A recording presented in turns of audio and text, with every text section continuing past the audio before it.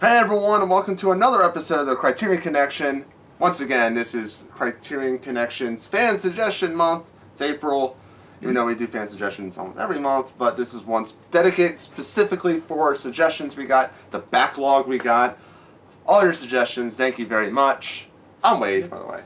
And I'm Joe. And today, we teased it last week, today we're doing a suggestion from Connor M. Thank you, Connor. You give us a lot of suggestions. Don't worry, they're all... the whole list of your suggestions. This is one that I feel like you really want us to do, so we're going to do it. We keep a list. Yeah, and also it's one of our best reviewed episodes was Stalker. So I feel like we got to go back to Tarkovsky, also because he's a fantastic director. It's also not one. So we're doing Andrei Rublev. It was 1966. The spine number is 34. If you look it up via spine and I number. believe we watched the 189-minute one. It's the final cut. Yes. Not the original one. I think it was like 200 minutes or something. 205 minutes. Yeah. There's two. There's 189 and this one's just the 3-hour version. This is the one on Filmstruck. We watched it on Filmstruck. Yeah. Yeah. It's Tarkovsky. Yeah. There's really not much more. If you are familiar with Tarkovsky, you kind of know what you're getting into. It's going to be long, the cinematography is going to be great, and it's going to be very deep. Yeah. Yeah, a lot of metaphors, a lot of rain and wet. Yeah. I really liked it. I don't know about you. I did too. It didn't feel... It feels like it's one of his more different movies. It didn't feel as kind of slow as some of his other ones do. Like Solaris, he does it on purpose. Stalker, there's certain scenes that drag on purpose. This one kind of kept, like, it was fairly quick. It was quicker, and it just kept going. Yeah. And it makes sense. There's what 6, 7 different chapters 8. that are about. There's 8 and there's an epilogue. Is there? Wow. Yeah. Yeah, they're all about like anywhere from 15 to 30 minutes generally. I think the last one might have been 45. Yes. And it mostly follows the travels. It follows Andrei and his 2 friends. What are the names? Well, they're monks. It was Andrei, Kirill, and Daniil. Yes. And also you see their paths too, but mostly it's focused on Andrei. Yeah, the very first part was fairly interesting.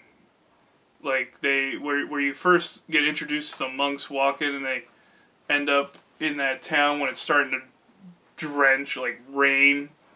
Yeah. And you come across that kind of jester guy. Yeah. Who I will say was very entertaining.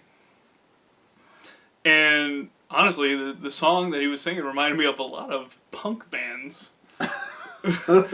Much later. I didn't think about that. Yeah, that's what it reminded me of. I can see it. I can see it. I feel like Johnny Rotten could have watched this and be like, I like that. I like that a lot. That was awful, awful Johnny Rotten. I'm sorry. But, yeah, I mean, you get introduced to him there. They really put Andrei through. Everybody gets put through a ringer. Yeah. Basically, they're 3 monks. Christian monks. This is back when Russia was like super Christian. This is back in the 1400s. Middle medieval. Ages. Yeah, medieval Russian.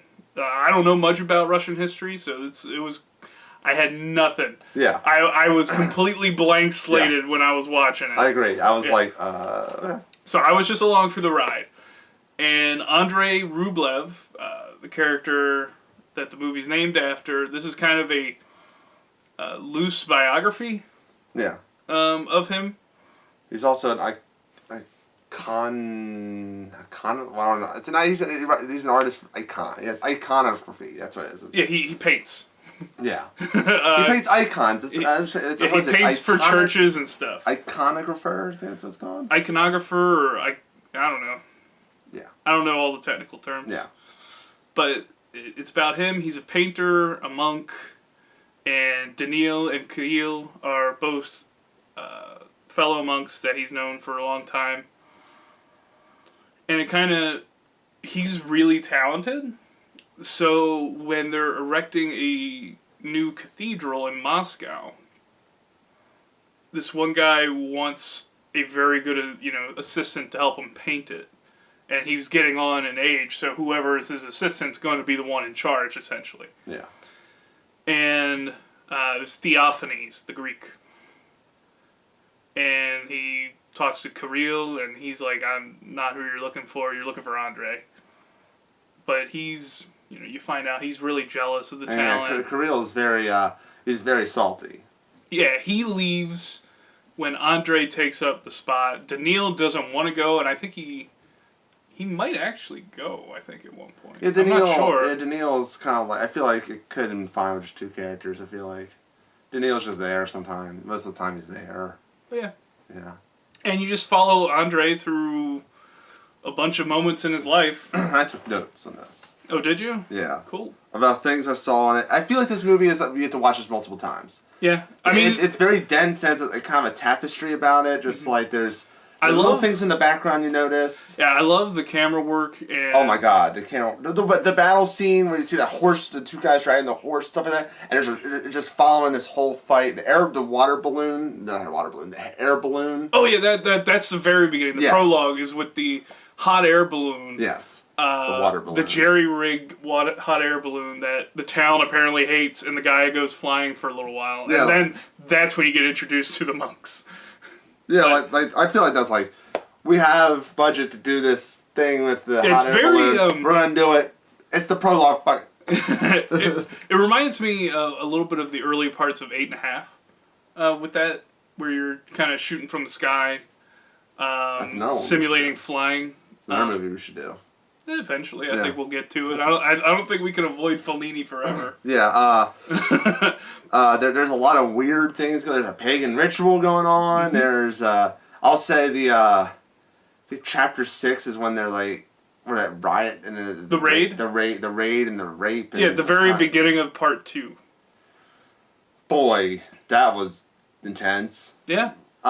This movie, basically how I got the themes of this movie, and I was like, am I wrong? So I listened to a lot of other people talk about it. I'm like, yeah, okay, I can see it. It's about 4 things. Okay. Faith. Yeah. Spirituality, whatever. Expressionism, like art. Yeah. Express yourself. Empathy for the human race. And yeah. I think it's the most important one, especially when you deal with the what's his name? The Greek. Theophanes, and at the end, the bell creator. Oh, the kid, yeah. The kid. What's his name, Baroshka? It's also about generations. Yeah. And dealing with the generation. There's gaps and blockages between generations and stuff. And I think you can tack on, like, kind of taking something that you're good and like doing and pursuing it. Like, you have Andrei. Yes. Who's a painter. You have the kid who's a bell maker.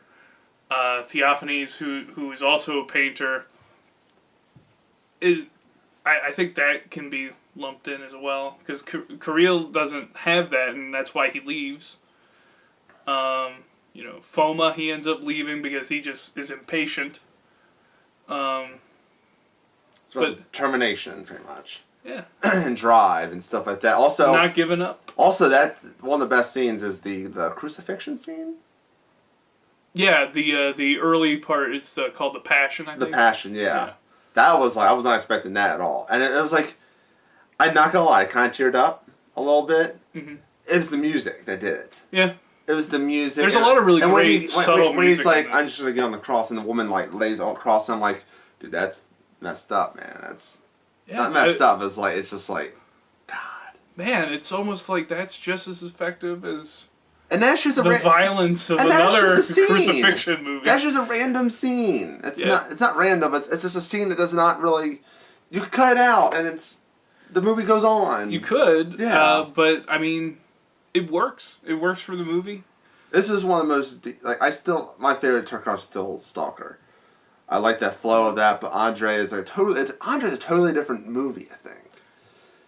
I feel like it's one of his most ambitious movies. And it's a simple medieval tale. It's ambition in thought. I really love a lot of the camera work he does in this one. I feel like this might... Vadim... Vadim Yusov? Yeah. I think is the cinematographer. We have to call out his name. Even if we said it wrong. For, I tried. Wrong. Yeah. I tried. I'm not good with Russian. Yeah. This movie was also banned in the Soviet Union. Makes sense. Yeah. It's about Christians.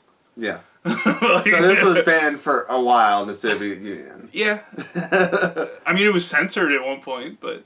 I think they later censored it, yeah. It's just, one of the great motifs that I think Andrei Tarkovsky took up, and I think he got part of it from... I don't know where part of it came from, but I think some of it came from John Ford with, like, The Searchers, is doors. He loves doorways and doors. He absolutely loves them. And you know what the sad part is? I can't fault him, because every time he uses a doorway, it's amazing. Yes. I can't stress that enough. There's always something happening. There's that shot in the early part where they're going through the doorway, and there's one to the left, and there's one straight ahead, and he goes through the door, and you see somebody outside the other doorway of this hut. And then as he goes in, you see the doorway on the left, and there's something over there too happening. There's the horse. And I went, that's just not fair, man. It's like... You're not even trying to be a bad... That's somebody on a technical level that just is out of this world at that point. So detail-oriented. Oh, it was fantastic. That's what I'm saying. You gotta watch this multiple times, because there's so much going on. Yeah, what holds me back is not knowing enough about the history. And I think that kind of pushes me out. But the movie's great, and the acting is wonderful. It's always crazy to see, like, how well some of these great directors in past can handle. Like, there's no way some of those people are really experienced, but they're great performances anyway. Yeah. So the other is Andrei's great. Yeah. I'm not sure. I don't know him. So it's not him that I'm referring to, but I don't know. Like I was saying, like I don't know if he's actor, a huge actor. He might be a legend. Union. I don't know. But no, I'm thinking of like the kids, and there's just a lot of really great performances happening. Horses are very well trained. Like the one where the horse is on the ground and just start flipping out like Jesus. There was one that was jumping up and kicking, and I thought that one of the guys was going to get hit. Yeah, I was like, whoa. Like it's a great movie. I'd actually put this pretty high, because I've only seen a few of his movies. It would probably be, I think it's neck and neck with Stalker for me. And I certainly put it above Solaris for me. Yeah, I've only seen Stalker, this one, and Solaris. Ivan's Childhood's still on my list, but yeah, Solaris is very slow. Yeah, but this one's very high, and I think really anybody who's like studying directing and all that. If you're going to film school, you gotta watch. You have to watch it. Like this, there's no way you can avoid this one. Yeah. Like it's like. I think it's like required watching. So skip it? No, I wouldn't skip it. Are we getting to that point? Yes. Or do we feel yes. Okay? I'm gonna have to say it's a Rent because I know it's not, necessarily for everybody, but it's like right below Buy. You see, like if there was a line, let me use this hand. It's like Buy in this section, and then Rent, and then Skip.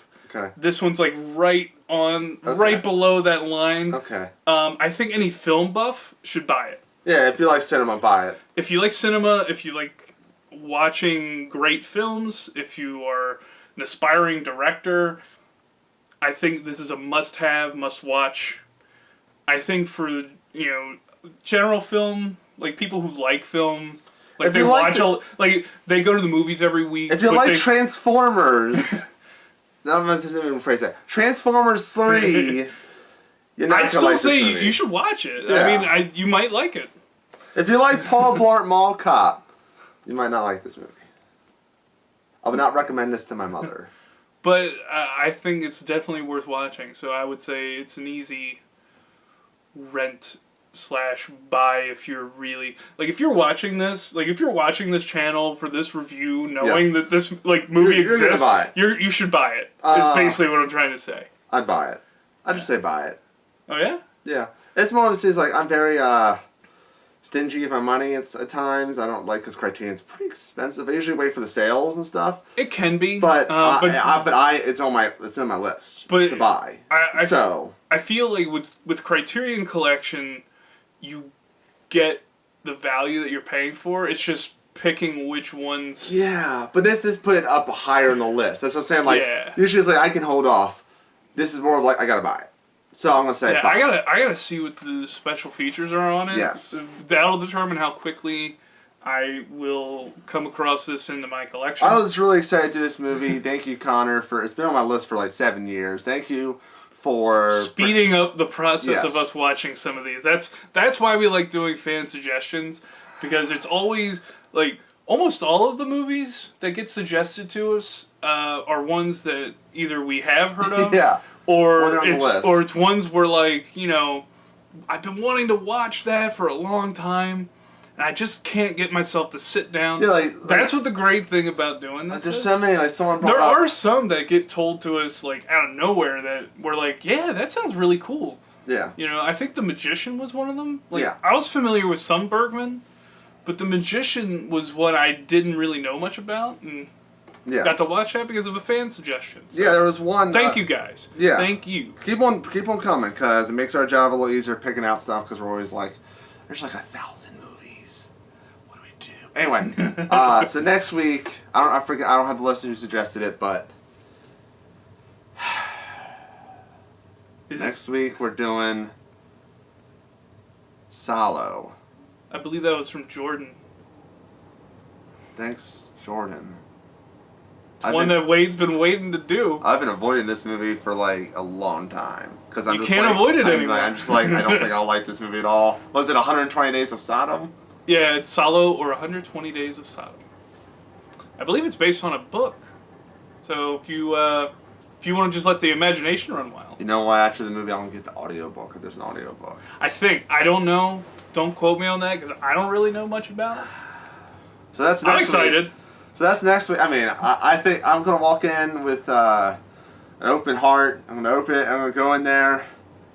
And I'm just I don't know what to expect. I have not read any reviews. I have not watched any trailers or anything on YouTube. I don't know anything about this movie. I just know the title, and I'm like, oh. And you know its reputation is graphic. Yeah. Yeah. So, but I've seen Human Centipede, so I think I'd be okay. You might be okay. I don't know. I've seen Martyrs. I think I'll be okay. Well, Martyrs ain't that bad. Anyway, so I hope you enjoyed this episode of Criterion Connection. Let us know in the comment section below what you think about Andrei Rublev. If there's if this is your favorite. Is there we've only done Stalker in this movie. Is there like a certain Tarkovsky film on the Criterion collection that you want put it on top of the list? Yeah, put it in the comment. Do you want us to do a more in-depth Solaris kind of review? Because I think you've seen it, and I think I've seen it. Well, I know I've seen it. But if you want to do a comparison between that and the George Clooney one, whatever. That'd be interesting. Or if you think there's one that's not on the Criterion collection that we should see, like Nostalgia or The Sacrifice. Yeah. If you think those are even better, let us know, and we'll discuss it in the comments if we get around to watching them sometime soon. Yeah, keep on suggestions, keep on all that, subscribe, hit the little bell so you get more Criterion Connection, everything Min Condish Production does. You also suggest stuff on Twitter at MinCondishMCP. MinCondishMCP. Yep. Yeah. And so until next time, catch you later.